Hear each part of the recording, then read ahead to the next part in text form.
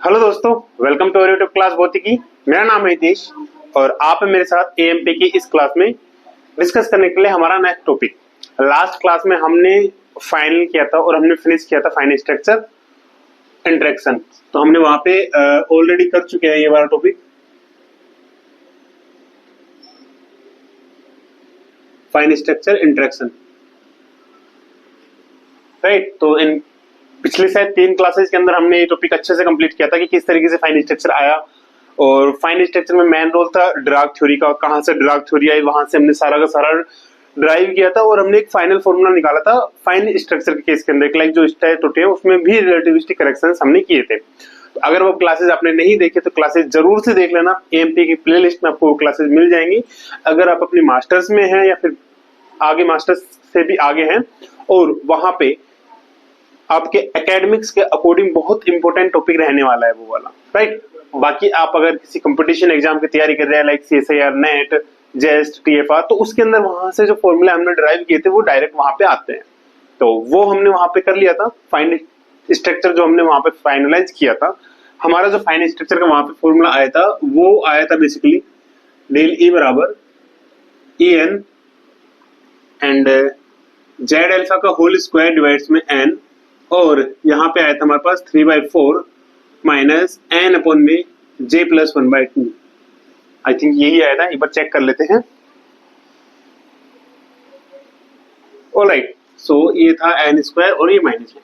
तो हमारा वहां पे ये फॉर्मूला आ गया था रिलेटिविस्टिक करेक्शन के ड्यूरिंग। हमने समझा था कि ये हो चुका है, अभी हमें कुछ नहीं करना है, हमारा आ चुका है लास्ट। बट जब इसने ये बताई थी एनर्जी में डिफरेंस, डेली क्या था एनर्जी डिफरेंस।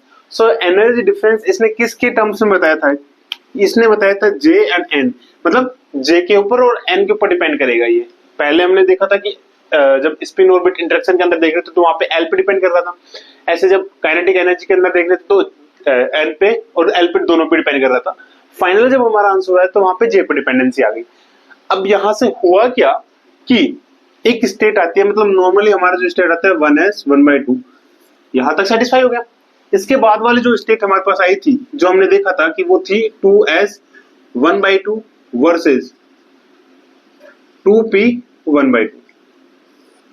अब दोनों स्टेट, अगर हमने जब हून्स रूल पढ़ा था तो वहां पे हमने क्या देखा था कि दोनों की दोनों स्टेट होती हैं, लेकिन इनकी जो एनर्जी होती है वो कभी भी सेम नहीं होती है। एक्सपेरिमेंटली हमने वहां पे प्रूव किया था। इसकी जो एनर्जी होती है वो हायर देन होती है 2p 1/2 से, लेकिन फाइन स्ट्रक्चर के अंदर क्या बता रहा था एन और जे पे डिपेंडेंसी है। तो इन दोनों स्टेट के लिए एन की वैल्यू भी सेम थी। ऑल्सो जे जो ये होता है जे की वैल्यू भी 1/2 है। दैट मींस कि फाइन स्ट्रक्चर इंटरेक्शन ने क्या बताया, फाइन स्ट्रक्चर जो इंटरेक्शन था उसने क्या बताया कि दोनों की एनर्जी जो होगी वो क्या होगी, इक्वल होगी। बट वो इक्वल नहीं हो सकती। बस इसी चीज को बताने में ये क्या हुआ था, फेल हो गया था। तो हमारा जिस फाइन स्ट्रक्चर को हम सोच के चल रहे थे बहुत अच्छा है, वो वहीं पे क्या हो गया, फेल। अब यहां पे ये फेल हो गया तो इसको समझाया किसने? अब देखो यहां पे यही फेल नहीं हुआ, अकेला ये फेल नहीं हुआ, यहां पे इसी के साथ कौन फेल हुआ था, ड्राग थ्योरी जो थी। क्योंकि हमने हेल्प किससे ली थी, ड्राग से। जिसकी हेल्प लेते हैं वो भी तो फेल होता है ना कहीं, जिससे कि जस्ट लाइक अभी शादियों का सीजन चल रहा है तो हमारे क्या होता है शादियों में, एक बिचौलिया होता है कि एक लड़की वालों की तरफ से और लड़के वालों को जो मिलाता है वो एक बिचौलिया का काम करता है। अब मान लो उस केस के अंदर अगर लड़का खराब निकल गया या फिर लड़की खराब निकल गई तो गलती किसकी होती है, बिचौलिए की भी होती है। इक्वल गलती होती है कि जितना अगर लड़का खराब है उतनी ही बिचौलिए की, क्योंकि बिचौलिए की पूरी रेस्पॉन्सिबिलिटी होती है उस केस के अंदर कि दोनों के दोनों जो पक्ष होंगे वो बराबर होंगे, जैसा वो बताएगा दूसरे वाले को वैसा का वैसा होगा। सेम केस हमारा यहाँ पे हुआ था कि हमने फाइन स्ट्रक्चर जब निकाला था तो स्टार्टिंग वाली क्लास अगर आपने नहीं देखे, देखना जाके, है ना। ये जो अभी उबाशे ले रहे हो या फिर आराम से बैठे हो ना, फोन चला रहे हो, टैब में लैपटॉप में क्लासेज ऑन करके और टैब चला रहे हो, तो वो साइड में करके याद करना। पहली क्लास के अंदर हमने देखा था कि जब वहां पे हमने पटरब कंडीशन ले रहे थे, पटरब हैमिल्टोनियन ले रहे थे, तो मैंने बोला था कि वहां पे हम सारा का सारा किससे ले रहे हैं, रायता फैलाने ड्राग थ्योरी से। तो अगर ये फेल हुआ तो हमारा क्या हुआ, ड्राग फेल हो गया। अब ड्राग फेल हुआ, फिर इसके बाद आते हैं हमारे आज के इस टॉपिक पे जिसको हम बोलते हैं लैम्प शिफ्ट। लैम्प शिफ्ट के अंदर क्या हुआ था, बेसिकली ये लैम्प शिफ्ट आए थे 1947 के अंदर, और लैम्प शिफ्ट जो एक्सपेरिमेंट हमारा दिया था, ये एक्सपेरिमेंट दिया गया है Willis lamp and Robert Rutherford ने। किसने दिया एक्सपेरिमेंट? विलिस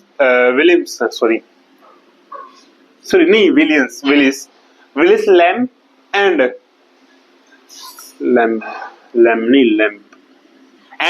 रॉबर्ट रदरफोर्ड ने। अब इन्होंने क्या किया इसमें एडवांस, इन्होंने जस्ट इतनी सी चीज की कि इन दोनों केसेस के अंदर तब तक मतलब 1947 तक हमें पता चल गया था कि इन दोनों में जो डिफरेंट थिंग होती है, एक चीज लेजर की हमने एक्सपेरिमेंट किया था, लेजर का आई थिंक मेरे को याद नहीं है, जब लेजर का एक्सपेरिमेंट किया था उस ड्यूरिंग में हमने यही यूज किया था। लेजर के एक्सपेरिमेंट में हमने क्या देखा था कि जो 2s होता है, 2s 1/2 जो होता है, वो इसको हम बोल सकते हैं Meta stable state. Also for the hydrogen atom ये एक्साइटेड स्टेट तो होता ही है, एक्साइटेड स्टेट के साथ साथ इसको हम क्या बोलते हैं? Meta stable state. अब दो चीजें आ गई हमारे पास, एक तो मेटा स्टेबल और जो ये होता है ये हमारा नॉर्मल स्टेट होता है, नॉर्मल स्टेबल स्टेट दोनों में डिफरेंस क्या होता है? तो जब हमने लेजर की बात की थी, आई थिंक यूट्यूब पे मिल जाएगा हमारा वो लेक्चर, अगर नहीं होगा तो हम फिर से अपलोड कर देंगे उसको। बट जब हमने लेजर की बात की थी तो उस लेजर में हमने बताया था कि जब कोई भी एटम होता है तो 3 स्टेट होती है, मतलब 2 स्टेट तो बेसिकली हमारे पास होती है, एक हमारे होते हैं ग्राउंड स्टेट एंड एक होती है हमारी एक्साइटेड स्टेट, है ना। कोई भी एटम जो होगा, कोई भी एटम मान लो हाइड्रोजन एटम या कोई भी एटम के केस के अंदर हम मान लेते हैं इलेक्ट्रॉन्स, आयन का केस लेके चलते हैं यहाँ पे, राइट। सो कोई भी आयन जो होगा वो बाहर से कहीं से एनर्जी लेगा। अब वो एनर्जी किसी भी फॉर्म में हो सकती है, लाइक हम बोल देते हैं लेजर के, हमने लेजर की जब क्लास ली थी तो लेजर में हमने बात की थी फोटोन के रूप में। फोटोन उसके ऊपर हम इमिट करवाते हैं, देन फोटोन से वो एनर्जी लेता है और एनर्जी लेके वो क्या चल जाता है एक्साइटेड स्टेट के अंदर। इन्होंने वो वाला यूज नहीं किया, इन्होंने क्या किया, दूसरा जो केस होता है कोलिजन वाला, कोलिजन के थ्रू। हालांकि रदरफोर्ड थे ना, रदरफोर्ड का थोड़ा बहुत तो गुण आएगा इनके अंदर, रदरफोर्ड स्कैटरिंग जो हम पढ़ते हैं, तो रदरफोर्ड स्कैटरिंग के अंदर क्या हुआ था कि जो रेस्ट में इलेक्ट्रॉन था उसको कोलाइड मतलब उसके ऊपर बम्बार्डिंग मतलब फोटोन वहां पे यूज किया था, बट यहाँ पे फोटोन नहीं करेंगे, मेरा सिंपल सा मतलब ये था। तो कोलिजन करके क्या हुआ, जो रेस्ट में है उसको एक्साइटेड में भेज रहे हैं, उसको एनर्जी ट्रांसफर हो रही है इसको, और ये एक्साइटेड में जाके यहाँ पे जा रहा है। ऐसे भी जा सकता है, ऐसे भी जा सकता है, हालांकि लड़का है कैसे भी जा सकता है। तो यहाँ पे आके अब होता यह है कि जब ये एक्साइटेड में आता है तो ये सिर्फ रुकता है 10⁻⁸ सेकंड तक और ऑटोमेटिकली क्या होता है नीचे चला जाता है। ये तो बोलते हैं इसको हम normal state, normal stable state जिसको हम बोल के चलते हैं एक्साइटेड स्टेट के केस के अंदर, दोनों के दोनों किसमें एक्साइटेड में। जब बात करते हैं हम मेटा स्टेबल स्टेट की, तो मेटा स्टेबल स्टेट जस्ट थोड़ा इस तरीके से होता है कि मान लो कोई स्टेट है, ये ऊपर भी हो सकता है नीचे भी, ठीक है, मैं जस्ट समझाने के लिए बता रहा हूँ आपको। तो मान लो ये कोई मेटा स्टेबल स्टेट है, जस्ट इसके अंदर जो डिफरेंस होता है ना ये होता है कि यहाँ पे इलेक्ट्रॉन 10⁻⁵ सेकंड तक रुकता है। अब लगने को तो हमारे पास ये लग रहा होगा ना कि ये भी तो बहुत कम है, मतलब इतना ही क्या डिफरेंस आ गया, माइनस में ही तो टाइम जा रहा है, लेकिन इसके कंपैरिजन में मतलब एक्साइटेड स्टेट के कंपैरिजन में कितना सेकंड एक्स्ट्रा रुक रहा है यहाँ पे, 1000 सेकंड। 1000 सेकंड मतलब अगर हम मान ले 60 सेकंड में 1 मिनट, तो 600 सेकंड में 10 मिनट, लगभग 18 से 19 मिनट यहाँ पे रुक रहा है, लगभग, नॉट एक्यूरेटली, है ना। तो लगभग इतना रुक रहा है वो, तो इतना ज्यादा टाइम यहाँ पे रुका है। इस स्टेट को हम बोल देते हैं मेटा स्टेबल स्टेट। बेसिकली ये स्टेट हमने जनरेट की थी लेजर के केस के अंदर, ये देखने के लिए कि हमें वहां पे लेजर बीम एक क्रिएट करनी थी। तो लेजर बीम क्रिएट करने के लिए हमें बाहर से चाहिए था स्टिमुलेशन। 3 इमिशन होते हैं, स्टिमुलस एब्जॉर्प्शन जो कि नीचे से ऊपर जाता है, फिर ऊपर से जो नीचे आता है उसमें 2 होते थे हमारे, spontaneous emission and stimulus emission. Spontaneous emission का केस ये होता था कि यहाँ से ऑटोमेटिकली नीचे आ रहे हैं, एंड स्टिमुलस के अंदर उसको भेज रहे हैं दोबारा से, मतलब ढीट होता है ना कि उसको मार के फिर से नीचे भेजा जा रहा है, तो वो वाली स्टेट ये हुई थी। तो इन्होंने इसी का फायदा उठा के, मतलब इन्होंने देख लिया कि ये वाली स्टेट क्या होती है, मेटा स्टेबल स्टेट होती है, इन्होंने देखा लैम्प शिफ्ट के अंदर। तो लैम्प शिफ्ट में इन्होंने किया कि अपना एक एक्सपेरिमेंट दिया इन्हीं सब चीजों के ऊपर, और उस शिफ्ट को या उस एक्सपेरिमेंट को इन्होंने बोला लैम्प शिफ्ट एक्सपेरिमेंट।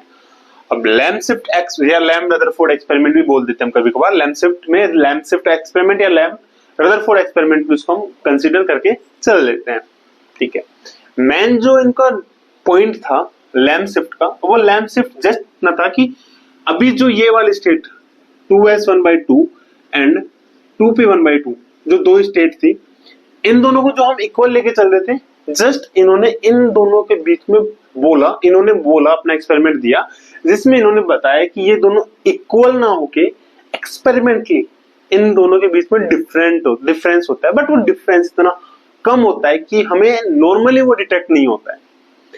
और उसको किस तरीके से डिटेक्ट किया आज के इस क्लास में हम उसी के बारे में डिस्कस करेंगे। तो ये तो था पूरा का पूरा कि कहाँ हमारा फाइन स्ट्रक्चर फेल हुआ और उसके बाद लैम्प शिफ्ट आया। तो लैम्प शिफ्ट कब आया था? 1947 के अंदर। 1947 के अंदर दोनों ने एक्सपेरिमेंट दिया जिसके अंदर इन्होंने इन दोनों के बीच में एनर्जी क्रिएट की। एनर्जी कितनी क्रिएट हुई, किस तरीके से क्रिएट हुई, तो वो हम बात करते हैं अभी। तो हम कुछ बातें करेंगे यहाँ पे। तो चैनल पर बाकी अगर आपने ये सारा डिस्कशन देख लिया है तो आगे का भी देख लोगे, आई होप, ठीक है। सो हम बात करते हैं लैम्प शिफ्ट की, और भी called lamp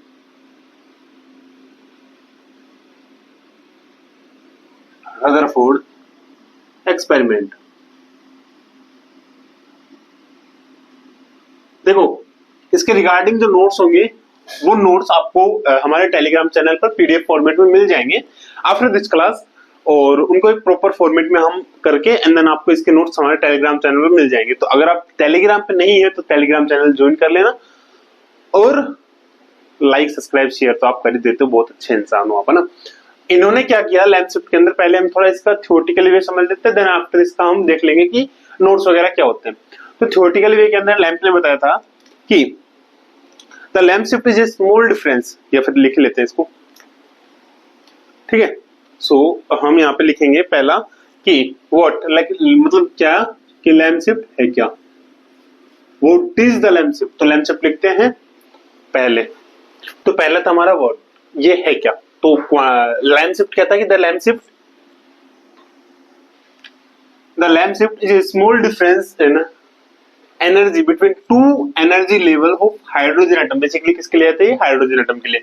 hydrogen that were previously thought to be identical, मतलब पहले इसको क्या मान के चल रहे थे हम, दोनों क्या है आइडेंटिकल, मतलब एक ही स्टेट में, जो मेनली किस पे था 1s1/2 versus 2s1/2 versus 2p1/2 वाला केस हम यहाँ पे डिस्कस करते हैं। It is cornerstone discovery in modern physics because it prove the validity of quantum electrodynamics. जो क्वांटम इलेक्ट्रोडायनामिक्स हमारी आएगी क्वांटम के अंदर जो एडवांस थी, उसके अंदर इन्होंने क्या किया कि बहुत ही अपना एक अलग रूप दिखाया। मतलब हम क्या मान के चल रहे थे क्वांटम के अंदर क्या आता है बेसिकली ना, पहला पॉइंट हमारा था कि क्वांटम इलेक्ट्रोडायनामिक्स के अंदर क्या रोल हुआ इसका। तो हम अभी तक पार्टिकल क्या मान के चल रहे थे 1933 तक हमने ये बोल दिया था कि एक एटम होता है, एटम के अंदर न्यूक्लियस होता है, एटम होता है, एटम के अंदर न्यूक्लियस होता है। इलेक्ट्रॉन के लिए हमने सेल्स डिसाइड कर लेते कि इसके चारों तरफ ये सेल्स होते हैं जिनको हमने नाम दिया था 2s1/2 2p1/2। सेल्स के अंदर, सेल्स को जो बीच होता है ना, उसके अंदर हमने डिफरेंस भी क्रिएट कर दिया कि ये सेल्स होते हैं जहां जहां एटम होंगे एक दूसरे में कोलाइड करेंगे, कोलिजन करेंगे, एंड देन अपने एक एनर्जी लेवल इनका हमने फिक्स कर दिया था बोर मॉडल से कि इनके बीच में जो एनर्जी लेवल होगा वो कितना होगा -13.6 Z²/n²। ये सारा हो गया था, बट वहां से फेल हुआ ये। तो जब ये वाली लैम्प शिफ्ट यहाँ पे आई, तो लैम्प शिफ्ट आने के बाद हमें पता चला कि जो एनर्जी हम अभी तक फिक्स लेके चल रहे थे ना -13.6, उससे भी और भी हल्का, मतलब दो एटम जो मान के चल रहे थे कि बहुत ही पास है, इनके बीच में कोई एनर्जी डिफरेंस नहीं है, उनके बीच में भी एनर्जी डिफरेंस पाया गया। किसके? इस शिफ्ट के बाद। कैसे पाया गया उसका एक्सपेरिमेंट हम करेंगे अभी। तो जस्ट इसका जो वोट था क्या था लैम्प शिफ्ट, तो लैम्प शिफ्ट हमारे पास ये था जिसका मेनली यूज हुआ क्वांटम डायनामिक्स के अंदर। क्वांटम इलेक्ट्रोडायनामिक्स के अंदर हमारा बेसिकली यूज हुआ। इसने जस्ट इतना था कि इलेक्ट्रॉन का जो सेल था, इलेक्ट्रॉन क्लाउड के रूप में था, इलेक्ट्रॉन से और छोटा हम नहीं जा सकते, लेकिन इन्होंने उसी चीज को प्रूफ किया था कि इलेक्ट्रॉन के अंदर भी कैसे रिएक्शंस होता है। तो ये हमारा था अबाउट द क्वांटम, तो इसको आप लिख लीजिए अगर लिखना चाहें तो। बाकी फिर चलते हैं इसके अगले की डिस्कवरी क्या थी नाउ।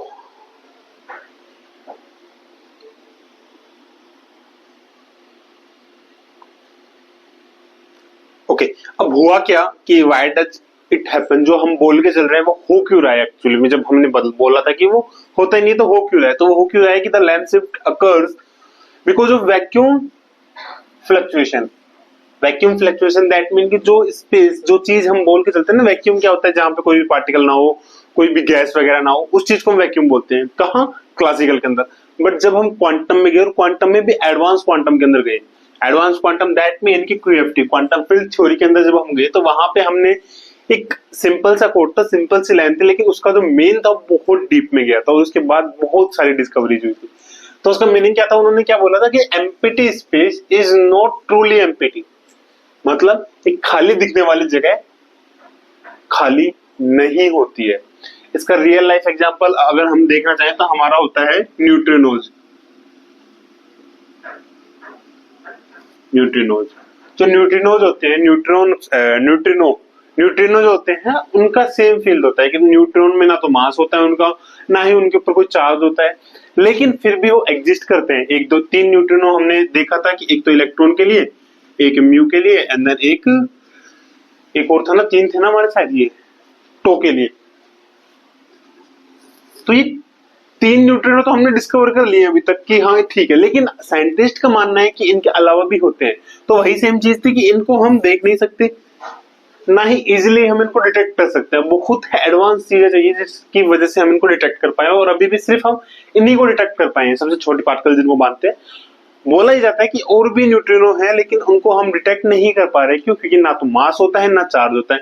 और बेसिक चीज जो हम देखते हैं वो यही देखते हैं ना कि अभी तक जितना पढ़ा था हमने कि चार्ज होगा या फिर मास होगा, उन्हीं की चीजों से हम इसको डिटेक्ट कर पाते हैं। तो ये था। तो उन्होंने क्या बोला कि QFT empty space is not truly empty, it is filled with virtual particles. Virtual particles that mean कि जो पार्टिकल्स हमें नहीं दिख रहे हैं लेकिन एग्जैक्टली में वहां पे है, एंड फ्लक्चुएटिंग इलेक्ट्रोमैग्नेटिक फील्ड। अब पार्टिकल्स हैं तो कोई ना कोई तो बिहेवियर वहां पे शो करेंगे अपना, हालांकि नहीं दिख रहे हैं हमें, लेकिन कोई ना कोई तो बिहेवियर शो करेंगे। उसी बिहेवियर की वजह से तो पूरा यूनिवर्स बना हुआ है। तो इन्होंने ये चीजें बताई, और इन्होंने फिर व्हाई डज इट हैपन में यही तीन चीजें बताया कि इंटरेक्शन विद द वैक्यूम, जो इलेक्ट्रॉन जिनको हम बोल के चल रहे हैं जैसे कि 2s 1/2 2p 1/2 स्टेट मेनली इन्होंने लिया था, जो ये है ये क्या करेंगे, वैक्यूम के अंदर इंटरेक्शन करेंगे उनके साथ। पोजीशन जिटर, मतलब उनके साथ इंटरेक्शन अगर करेंगे तो उनकी जो पोजीशन होगी एक्यूरेट, उनमें कोई ना कोई चेंज होगा उस पोजीशन के अंदर। लाइक अगर रिलैक्स एक्साइटेड के अंदर तो कोई ना कोई एनर्जी लूज करेंगे या फिर जाएंगे। Third, orbital difference. Orbital difference के अंदर क्या था कि इसकी वजह से अब होता क्या है ना कि हमने देखा था कि बीच में न्यूक्लियस होता है, फिर ये होता है, फिर ये होता है, मतलब एस ऑर्बिटल्स क्या होता है, न्यूक्लियस के पास होता है। तो जब ये फ्लक्चुएटिंग होगा, फ्लक्चुएशन इसके अंदर आएगा, एनर्जी इसके अंदर आएगी, उसकी वजह से क्या होगा कि जो हम बोल के चलते हैं ना गोल होता है, मतलब जो इसकी शेप होगी, किसकी, इलेक्ट्रॉन की, वो शेप क्या होगी, चेंज होगी, या तो अंडाकार हो जाएगी या कैसे भी चेंज होगी। एनर्जी उसके पास जाएगी, किसकी वजह से, इन वर्चुअल पार्टिकल्स की वजह से। तो उसको जो एनर्जी मिलेगी उसकी वजह से जो इसकी शेप चेंज होगी, तो वहां पे क्या होगा, अभी एक पॉइंट पे जितना अट्रैक्शन फोर्स लगता है ना, अगर उसको फैला दे तो अट्रैक्शन फोर्स कम हो जाता है। तो न्यूक्लियस का सबसे ज्यादा अट्रैक्शन कहां पे लगता है, एस के ऊपर। तो जो अट्रैक्शन फोर्स में डिफरेंस क्रिएट होगा क्योंकि इसकी शेप डिफरेंट होगी। सेम चीजें अगर पी के केस में हम चलेंगे, यहाँ पे पी होता है तो पी तो ऑलरेडी न्यूक्लियस से दूर होता है, तो जो इसका अट्रैक्शन फोर्स है इस फ्लक्चुएटिंग पार्टिकल्स की वजह से कोई भी इनको डिफरेंस नहीं आता है। तो एक तो यहाँ पे ये था कि थ्योरेटिकल वे में जो उन्होंने बताया था कि इस तरीके से चीजें वर्क करती हैं कि यहाँ पे ये पास में होता है ना, तो इसके ऊपर ज्यादा इफेक्ट होता है इन चीजों का, और ज्यादा इफेक्ट होने की वजह से इसकी जो एनर्जी होती है वो एनर्जी ज्यादा होती है एज कम्पेयर टू इस वन, क्योंकि इसकी एनर्जी, अगर अट्रैक्शन फोर्स कम होगा तो एनर्जी मतलब क्या होगा, इसकी ज्यादा होगी। एनर्जी कम होने का मतलब यही होता है कि न्यूक्लियस के कितना पास में, जैसे कि हमने बोला एनर्जी हम किस में लेते हैं, माइनस के अंदर, तो -13.6 सबसे क्लोजेस्ट की होती है, तो सबसे कम एनर्जी होती है ये, जो कि न्यूक्लियस के सबसे ज्यादा अट्रैक्शन होने की वजह से होती है। ये चीजें हमने पढ़ी थी जब हम बोर मॉडल के पास पढ़ रहे थे। जैसे जैसे बाहर जाते जाते हैं एनर्जी इसकी क्या होती है, बढ़ती जाती है, और एक पॉइंट आता है जहां पे इलेक्ट्रॉन की खुद की एनर्जी होती है और वो फ्रीली घूम सकता है। तो इसकी वजह से अट्रैक्शन अगर कम होगा तो एनर्जी इसके पास गेन होगी, और यहाँ पे इसके ऊपर अट्रैक्शन को इतना इफेक्ट नहीं पड़ता है, तो इसकी एनर्जी उतनी गेन नहीं होगी जितना एस की होगी। तो इस वजह से एस स्टेट जो होती है उसमें ज्यादा एनर्जी होती है एज कम्पेयर टू पी। पहला ये तो था हमारा सिर्फ थ्योरेटिकली अप्रोच, प्रैक्टिकली के अंदर इन्होंने क्या लेके चले लेंथ शिफ्ट के अंदर, तो प्रैक्टिकली हम करते हैं एक डेरिवेशन, मतलब डायग्राम के थ्रू हम इसको समझते हैं। तो प्रैक्टिकल में इन्होंने 4 चीजें ली थी, 4 चीजें, चार हाँ। प्रैक्टिकल में क्या क्या लिया? पहली चीज इन्होंने ली एक ओवन, है ना, एक क्या लिया इन्होंने? ओवन। दूसरा इलेक्ट्रॉन बीम। तीसरा बोल सकते हैं इंटरेक्शन रीजन, इंटरेक्शन रीजन एक क्षेत्र डिसाइड किया, और इस इंटरेक्शन रीजन के अंदर हमारा कहां गया? ब्लैक मार्कर गिरा। इस इंटरेक्शन रीजन के अंदर इन्होंने क्या लिया? नहीं, इन्होंने जो मेनली लिया था माइक्रोवेव रेडिएशन का यूज किया था इन्होंने। रेडिएशन से अब आपको याद आना चाहिए जो हमने किया था वाइब्रेशनल एंड रोटेशनल स्पेक्ट्रा, वहां से आपको ये चीजें क्लियर कट हो जानी चाहिए। दूसरी जो इन्होंने चीज ली थी, एक तो ये ली थी, दूसरी इन्होंने ली वेरिंग, सही है ना, varying magnetic field.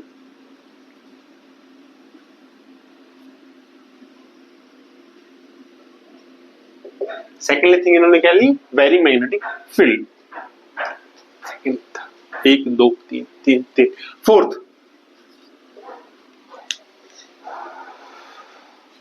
Tungsten detector.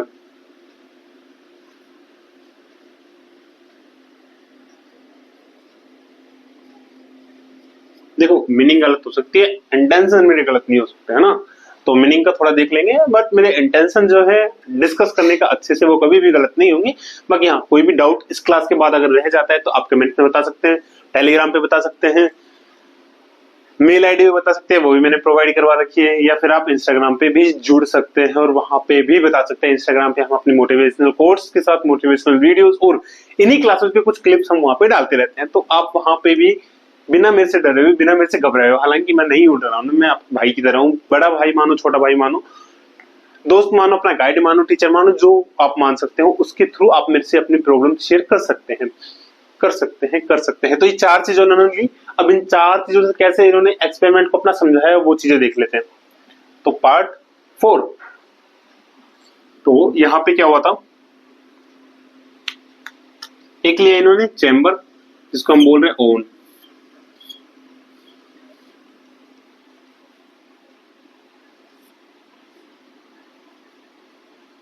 Oven, इसी में इसने हाइड्रोजन एटम लिया, ठीक है।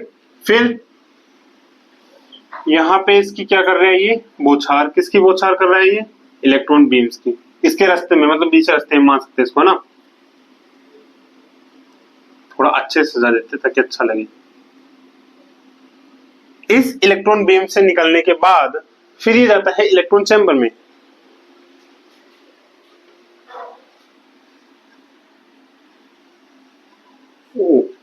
रास्ता थोड़ा सीधा करना है, रास्ता लंबा है, सफर छोटा है, यहां से चलना है, चलते हुए आएंगे यहाँ पे, यहाँ पे, यहाँ पे, यहाँ पे। ये सिर्फ हमने इसलिए बनाया था,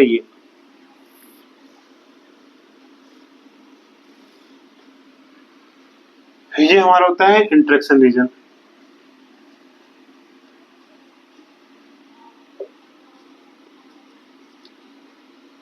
एंड यहां से निकल के, और ये मान लो कोई डिटेक्टर है,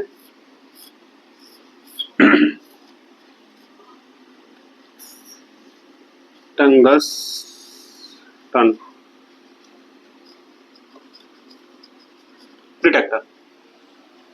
तो ये इनका एक एक्सपेरिमेंट था। अब इस एक्सपेरिमेंट में उन्होंने क्या किया, देखो, अगर मान लो आप आराम से बैठे हुए हो, नीचे से कहां जहां पे भी आपको बैठा ले, एकदम से हीट तेज कर दे, मतलब जहां पे जैसे आप नॉर्मली बैठे हुए हो, और नीचे से आग जला दे आपके, छी, नीचे से नहीं, गंदा नहीं, गंदा नहीं, गंदा नहीं, कहीं से भी आग जला दे, नॉर्मली एक तरीके से आपको हीटअप करना है, ठीक है, जैसे हाथ पे आग जला दे, कहीं पे भी आग जला दे। अब उस केस में क्या होगा कि एक प्रेशर तक, मतलब एक पॉइंट तक तो आप उसको फील करोगे, या फिर उसको झेल जाओगे, या उसको आप सहन कर पाओगे ना, बट एक पॉइंट ऐसा आएगा कि आप फिर वहां से उछल के निकलोगे या फिर आप एकदम से दौड़ोगे, एकदम से चिल्लाओगे। वही चीज ओवन के अंदर होती है कि यहाँ पे क्या होता है कि हाइड्रोजन एटम को हीट किया जाता है, गर्म किया जाता है। इस केस के अंदर जो मोस्ट ऑफ इलेक्ट्रॉन जो होंगे वो कहां पे होते हैं, ग्राउंड स्टेट। और ग्राउंड स्टेट हमारे होते हैं 1s1/2। Most of the electrons जो होंगे वो किसमें होते हैं, ग्राउंड स्टेट के अंदर। वेट अ मिनट,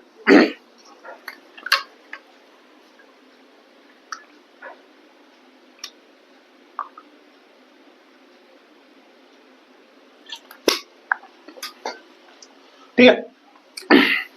जब ऑन से यहाँ पे हीट किया जाता है इनको, तो ये ग्राउंड स्टेट के अंदर होते हैं। ये कहाँ निकलते हैं, बाहर निकलते हैं इससे, जस्ट लाइक जैसे हमने लेजर के अंदर किया था।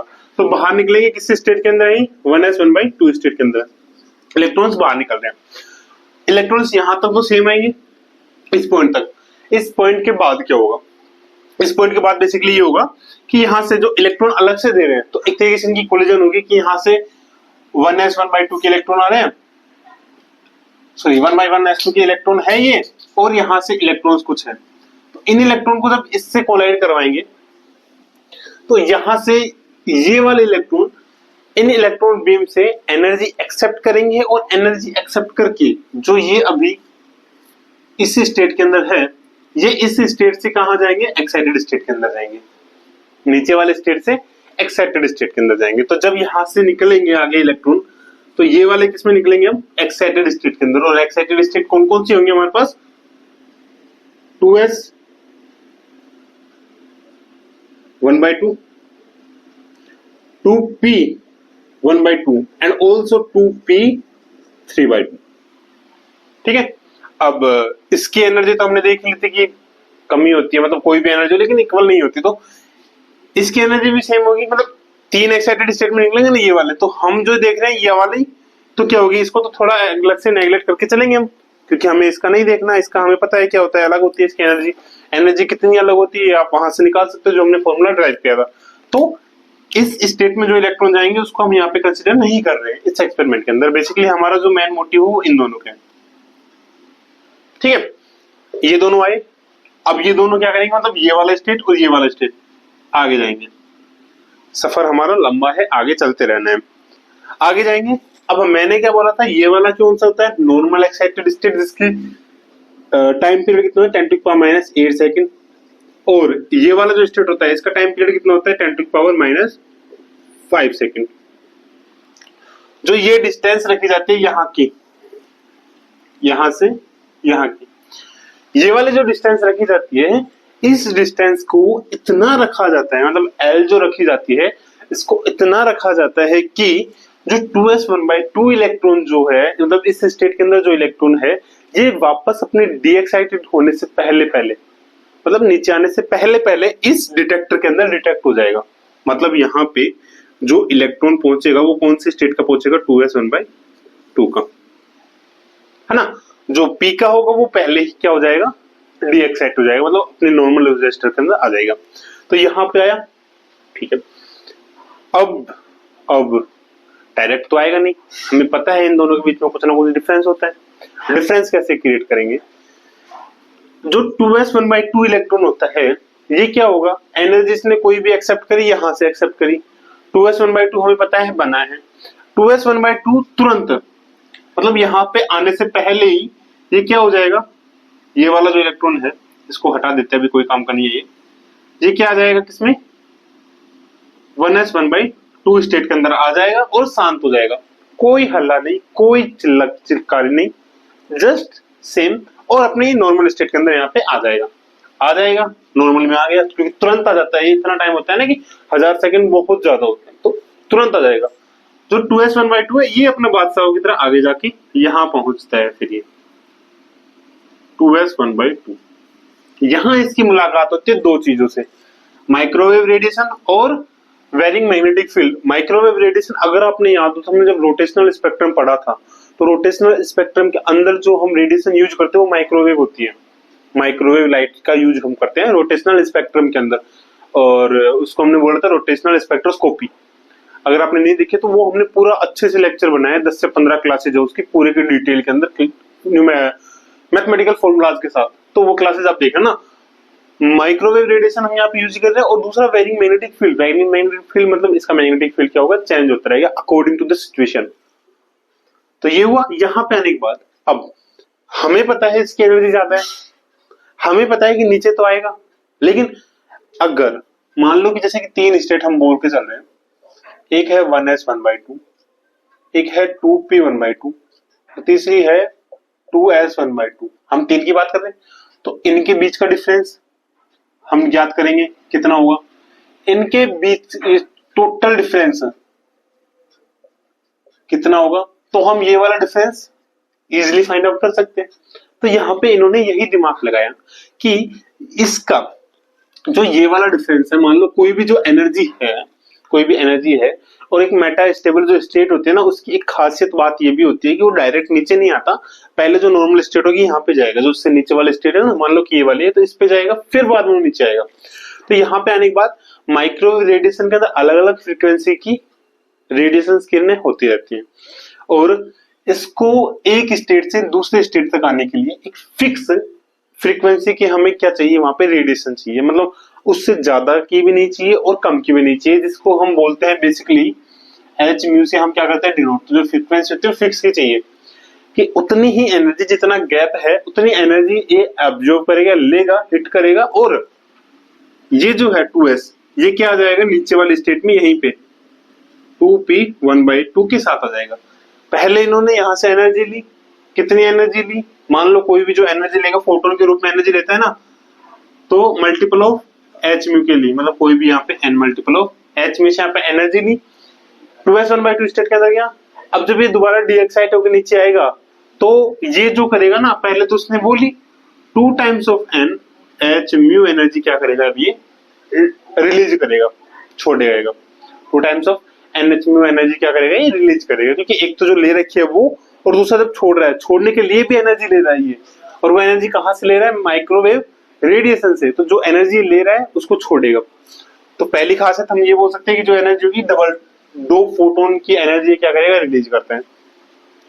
यहां से रिलीज करके ये क्या कर देगा, 2p1/2 स्टेट के अंदर चला जाएगा, और 2p1/2 स्टेट के अंदर जाते ही ये तुरंत किस में चला जाता है, ग्राउंड स्टेट में, और ये यहाँ पे डिटेक्ट नहीं होगा। अगर ये इसकी स्टेट के अंदर नहीं गया, तो ये एज इट इज, अगर मान लो कि यहीं पे है, डिटेक्ट नहीं हुआ, मतलब ये फ्रीक्वेंसी मैच नहीं करी, तो ये सीधा का सीधा यहाँ पे डिटेक्ट हो जाएगा हमें। इतना सा एक्सपेरिमेंट था, लेकिन अब वही था ना कि डिफरेंस था, इसी वजह से क्या हुआ, डिटेक्ट हुआ और ये नीचे आ गया। डिटेक्ट था इसलिए नीचे आ गया, तो ये नीचे आया, यहाँ से एनर्जी निकली और ये डिटेक्ट नहीं हुआ। तो यहाँ पे 2-3 पॉइंट्स हैं, वो आपको पॉइंट्स लिखने हैं। ये एक्सपेरिमेंट था बेसिकली, जो हमारा एक्सपेरिमेंट था ना, यही था एक्सपेरिमेंट। और यहाँ से जो इन्होंने एनर्जी जनरेट की थी, जो इनका डिफरेंस था बीच का, बेसिकली ये वाला, ये इन्होंने किया था 1057.077, ये वाला, इतना इन्होंने डिफरेंस क्रिएट किया था। यहाँ पे सेंटीमीटर इनवर्स में होता है शायद ये। तो पहले कुछ पॉइंट्स लिखते हैं जो हम यहाँ पे निकाले थे रिजल्ट के रूप में। मैग्नेटिक फील्ड निकालना हमने, तो यहाँ पे हुआ क्या था, ओवन में हमने बोला था hydrogen atom come out as a beam, this is produce so.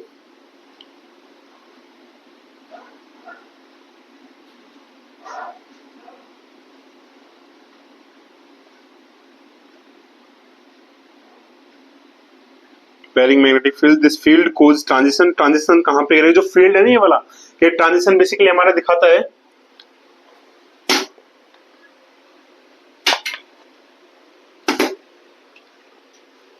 This field, और इसका हम बोल के चलते हैं 3 नंबर था ना ये, तो third point, this field shows transition from 2s1/2 से 2p1/2। पहली चीज, when frequency matches the energy gap, जो इन दोनों अभी, हाँ ये जो एनर्जी गैप हमने दिखाया था ना, वो कब करेगा ये, when frequency matches energy gap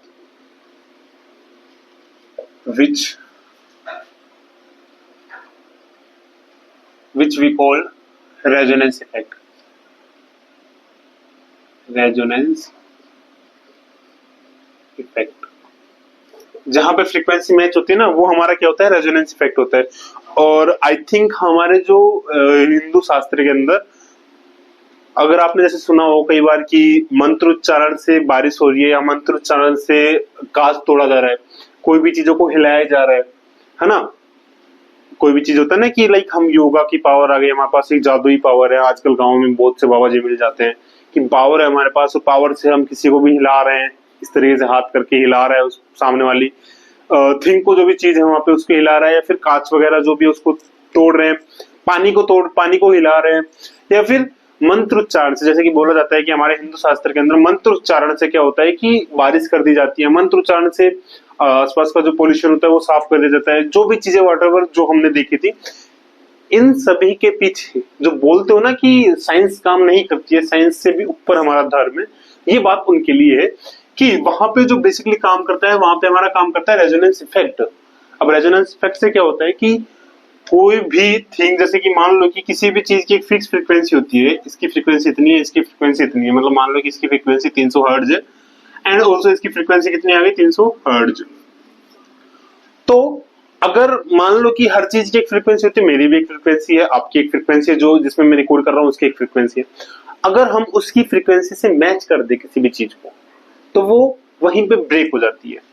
मतलब वहां पे उसकी एनर्जी क्या हो जाती है, एक तरीके से मोस्ट पे डबल एनर्जी हो जाती है। तो अगर उसको उसने एक्सेप्ट किया, उसने इक्विलिब्रियम के अंदर जो एनर्जी है उससे अगर डबल एनर्जी हो रही, तो ऑब्वियसली कुछ ना कुछ उसके अंदर चेंज होगा। ये हमारे नेचुरल थिंग्स है। तो उस केस के अंदर क्या होता है कि मान लो कि जैसे कि ये मेरे पास है, कुछ भी आइटम है, जैसे कि ग्लास वगैरह है, सामने कुछ भी रखा हुआ है, अगर मैंने अपनी फ्रीक्वेंसी जो मैं इस तरीके से कर रहा हूं, तो इस तरीके से अगर आप करते हो ना, तो आगे से आपकी वेव्स निकलती है ना, हवा के रूप में जो निकलता है, अगर उसकी फ्रीक्वेंसी इसकी फ्रीक्वेंसी से मैच कर जाती है, देन वो चीज क्या हो जाएगी, वो अपनी जगह से हिल जाएगी, या अगर उसको हमने फिक्स कर रखा है तो वो अपनी जगह से क्या हो जाएगी, टूट जाएगी, है ना। यही सेम कॉन्सेप्ट हमारे मंत्रों में होता था कि मंत्र उच्चारण से, अगर आपने देखा ना हवन के अंदर, जब हवन होता था बहुत बड़ा गांव में किसी में भी बारिश करने के लिए, तो बादल वगैरह ऊपर होते थे, तो वहां पे भी यही कॉन्सेप्ट यूज होता है कि जब मंत्र उच्चारण होता था तो वो धीरे धीरे मंत्रों का उच्चारण तेज करते थे, अपनी आवाज को तेज करते थे। रीजन ये था कि इतने तो साइंटिफिक वहां पे थे नहीं, मतलब साइंटिफिक थे, हालांकि वो थे, देखो सॉरी साइंटिफिक थे, लेकिन इतना नहीं था कि उनके पास ऐसी कोई मशीन थी जिनकी वो एक फिक्स फ्रीक्वेंसी को पहले से मैच करते। तो उनका क्या होता था कि धीरे धीरे अपनी वो एक मंत्र उच्चारण को इंक्रीज करते जाते, लेवल को अपना इंक्रीज करते थे, और एक फिक्स लेवल आता था जहां पे मान लो ये क्लाउड है, बादल है, इसका जो फ्रीक्वेंसी मान लो कि 400 हर्ट्ज है, इसकी फ्रीक्वेंसी से जैसे ही वो मंत्र मैच करते थे, जो मंत्र वो उच्चारण कर रहे हैं, हवन वगैरह जो कर रहे हैं, वो मंत्र जैसे ही उससे फ्रीक्वेंसी से मैच करते थे, देन बारिश अपने आप होना शुरू हो जाती थी। क्यों? क्योंकि जो बादल था उसकी जो एनर्जी थी या फ्रीक्वेंसी थी वो एक्सट्रीमली डबल हो जाती थी। एक्सट्रीमली डबल होने से दैट मीन कि जो उसकी इक्विलिब्रियम स्टेट थी वो क्या हो जाती थी, break, and then equilibrium break होते ही वो क्या होती थी, बारिश। तो ये वाला कॉन्सेप्ट वहां पे यूज होता था। हालांकि अभी भी काफी सोशल मीडिया पे दिख जाता है चीजें कि हमने ये पावर एक्सेप्ट किया, हमारे अंदर ये पावर है। कोई पावर नहीं है, जस्ट उन्होंने उस फ्रीक्वेंसी को याद कर, मतलब उस फ्रीक्वेंसी को जान लिया है कि हम कितना करेंगे कि इतनी फ्रीक्वेंसी हम जनरेट कर पाए, तो वो चीजें वहां से करते हैं। और ये चीजें हमारे नॉर्मली प्रैक्टिस से आती है, वैसे कुछ नहीं आती है। तो ये यहाँ पे था, तो इन्होंने भी सेम चीजें यूज की थी, रेजोनेंस इफेक्ट का यूज किया था, जहां से इन्होंने ये चीज की थी, रेजोनेंस इफेक्ट से यूज किया हुआ, उतनी फ्रीक्वेंसी आई। मान लो हमें जरूरत है कितनी, 400 हर्ट्ज की, किसके, 2s 1/2 से 2p 1/2 के बीच में। तो 400 हर्ट्ज फ्रीक्वेंसी की रेंज तो अलग होती है माइक्रोवेव रेडिएशन के अंदर। तो जैसे ही 400 हर्ट्ज वाली रेडिएशन मिली, 2s ऑटोमेटिकली क्या आ जाएगा, ग्राउंड स्टेट के अंदर, या डीएक्साइट हो जाएगा 2p 1/2 स्टेट के अंदर। जैसे ही डीएक्साइट हुआ, वहां से तुरंत ग्राउंड स्टेट में आ जाएगा और वहां पे डिटेक्ट नहीं होगा। तो पहला कॉन्सेप्ट तो ये था इसका। आफ्टर ट्रांजिशन क्या होता है, if atom change to 2p, case लिखना है यहाँ पे। हमने ये वाली चीजें समझ ली ना आपने कि ये एक्सपेरिमेंट किस तरीके से हो रहा है, लैब के अंदर इसमें किस तरीके से दिखाई ये चीजें। तो I hope I have time. Okay, so इन्होंने क्या हुआ, यहां पे आप पॉइंट लिख सकते हैं, व्हाट हैपन आफ्टर ट्रांजिशन। तो ट्रांजिशन के बाद क्या हैपन हुआ कि इफ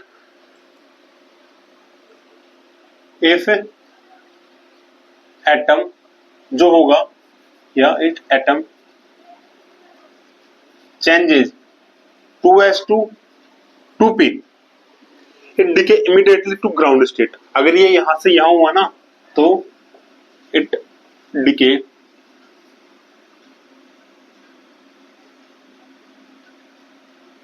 immediately to 2p से 1s में, and it lose excitation state character before reaching detector। तो जब ये हो जाएगा तो then no detect,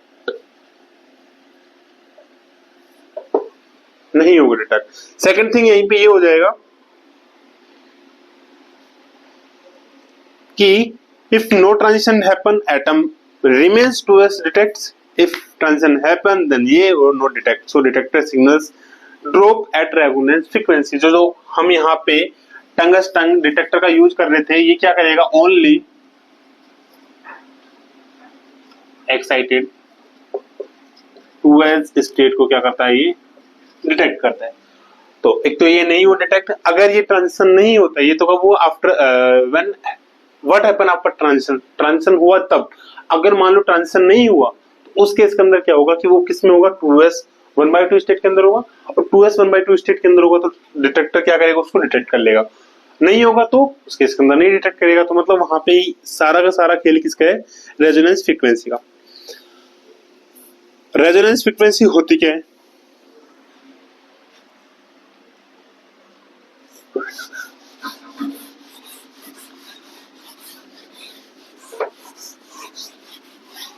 जो पूरा एनर्जी चेंज होगा वो कितना होगा, शिफ्ट जो डेल ई होता है, ये कितना होता है, एच म्यू के मल्टीपल्स में होता है। ये हमने ऑलरेडी डिस्कस कर लिया था। The frequency where detector counts decreases gives energy difference between 2s and 2p।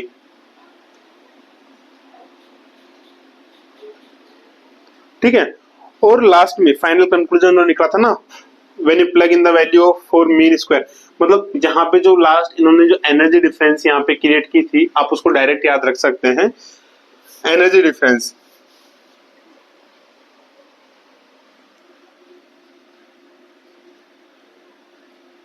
Energy shift for the N बराबर 2 स्टेट। जो इन्होंने मैथमेटिकली फॉर्मूला अपना प्रोवाइड करवाया था वो था डेल ई लैम्प, और यहाँ पे ये वाली चीज सही करना, लैम्प नहीं है, लैम्प है ये, LMB। ये था लगभग 4 अल्फा की power 5 N C square divides में 3 pi N Q ln 1 upon में अल्फा की पावर स्क्वायर, वेयर अल्फा हमारा है फाइन स्ट्रक्चर कांस्टेंट,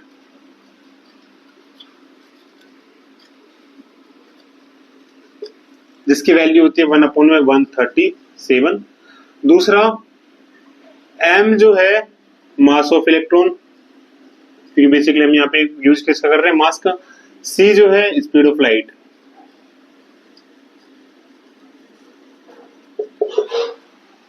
तो इस एक्सपेरिमेंट के बाद हमें ये चीजें सारी देखने को मिली कि किस तरीके से चीजें होती हैं। तो हमने पूरा एक्सपेरिमेंट समझा, सारी चीजें हमने समझी, किस तरीके से डिके जो होता है वो किस तरीके से वर्क करता है यहाँ पे, right.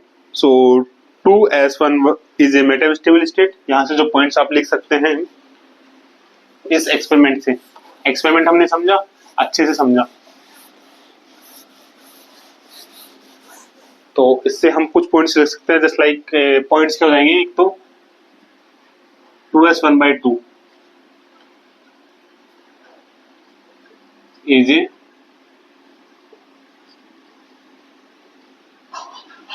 Meta stable state. Second thing हम यहाँ पे बोल सकते हैं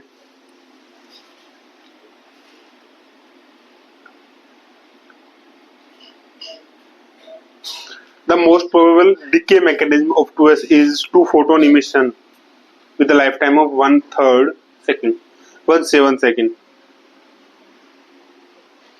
सेकेंड हम बोल सकते हैं यहाँ पे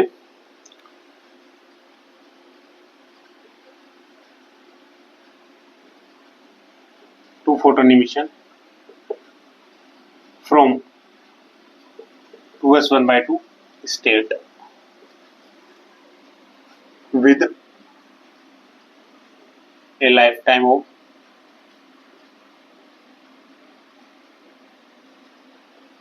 1/7 सेकेंड। लगभग मतलब हमारे जो स्टैंडर्ड बुक्स के अंदर हमें दिया गया है वो इतना टाइम दिया गया है कि इतने टाइम तक वो वहां पे रहता है।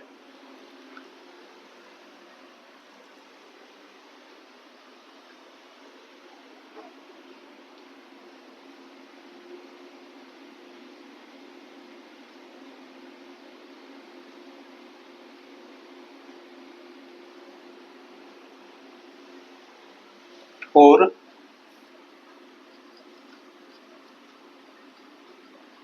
2p state decays in 1.6 nanosecond. देखो मैंने बोला था कि 10⁻⁻8 सेकंड जो लगभग अप्रोक्सीमेट वैल्यू मान के चलते हैं 10⁻⁸ सेकंड। एंड आप अगर फाइनल वैल्यू याद रख सकते हो तो 1.6 नैनोसेकंड इतना टाइम लेता है ये और इतना टाइम लेता है ये 1/7 सेकंड। तो लगभग हो जाएगा 0.142 के समथिंग यहाँ पे ये हो जाएगा हमारा। तो बहुत ज्यादा है, तो बहुत ज्यादा टाइम इसको मिलता है as compare to this one. तो ये हो गया।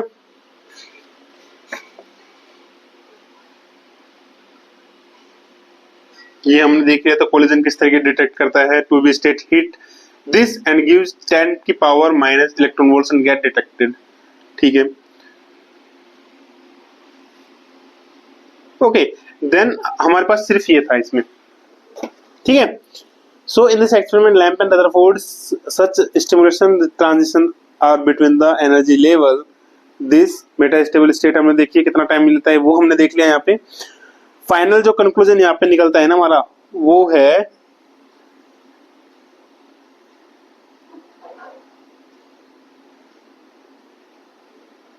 कि इन्होंने जो अपना एक्सपेरिमेंट दिया था, ओके सो इन्होंने जो एक्सपेरिमेंट दिया था और अपने जो एनर्जी डिफरेंस था इनके बीच में, मतलब किसके बीच में, second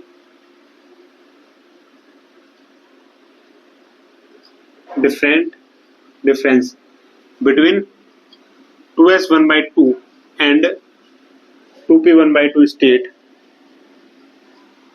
is 1057.77 plus minus 0.10 mega hertz.